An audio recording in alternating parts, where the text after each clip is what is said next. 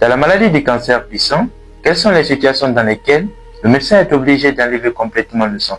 C'est vrai qu'il y a d'autres méthodes de traitement du cancer, mais il y a une certaine situation dans lesquelles le médecin est complètement obligé d'enlever le sang. Et c'est ce qu'on va voir dans cette vidéo. La première situation, c'est lorsque le cancer est très volumineux.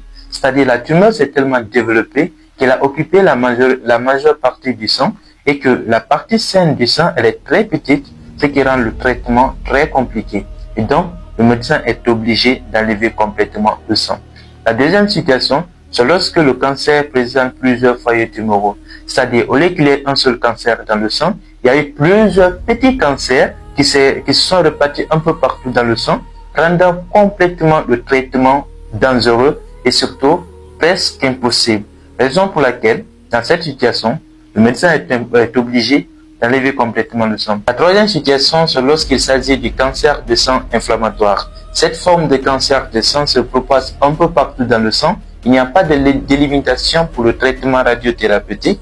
Donc on est obligé de l'enlever parce qu'il s'est propagé un peu partout dans le sang, ce qui rend le traitement très compliqué. La quatrième situation, c'est lorsqu'on a eu à faire un premier traitement, c'est-à-dire la rechute du cancer du sang. Une femme a été atteinte du cancer du sang, on a fait un traitement radiothérapique et après, il y a rechute et elle revient à l'hôpital. Donc, dans cette situation, on ne peut pas faire deux radiothérapies en même temps sur le même sang. C'est très compliqué. On est obligé d'enlever parce qu'il y a les risques d'irradiation. La cinquième situation, c'est de manière préventive. Par exemple, dans le dépistage, on a détecté que cette femme elle a des dispositions à avoir le cancer du sang, peut-être elle a eu des mutations génétiques ou quelque chose comme ça. Et directement, pour prévenir cela, la femme va choisir par son choix, bien sûr, d'enlever le sang. Et donc, on enlève le sang de façon préventive. La sixième situation, c'est lorsque la patiente a choisi. C'est vrai qu'on peut traiter le cancer par d'autres méthodes, mais par peur qu'après le traitement qu'il y ait des rechutes, après qu'elle revienne, la femme choisit directement d'enlever le sang pour rester en bonne santé. Et donc, voici les situations dans lesquelles le médecin est obligé d'enlever le sang.